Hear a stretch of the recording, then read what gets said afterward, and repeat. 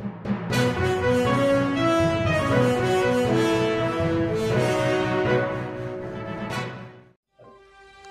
सोलापूर न्यूजमध्ये आपल्या सगळ्यांचं स्वागत।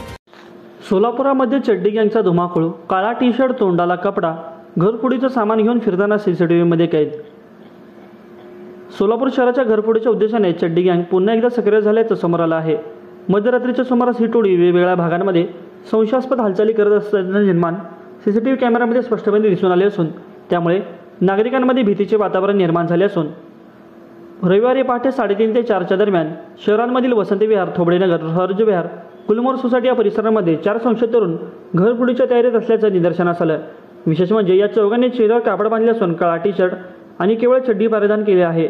त्यांच्या हातामध्ये दगड आणि घरफोडीचं करताना सामान असे साधनं देखील सीसीटीव्ही फुटेजमध्ये स्पष्टपणे दिसून आले आहेत। एकीकडे कोयता गँगच्या दहशतीची चर्चा असताना सोलापुरात चड्डी गँग घरफोडीनं सामान घेऊन फिरत असल्याचं दिसून असल्यानं नागरिकांमध्ये भीतीचे वातावरण निर्माण झाले आहे। तसा सीसीटीव्ही व्हिडिओ सध्या व्हायरल होत असल्याने नागरिकांकडून चिंता व्यक्त करण्यात येत आहे। माझं सोलापूर न्यूज या यूट्यूब चॅनलला सबस्क्राईब करा आणि बेल आयकॉन प्रेस करायला विसरू नका।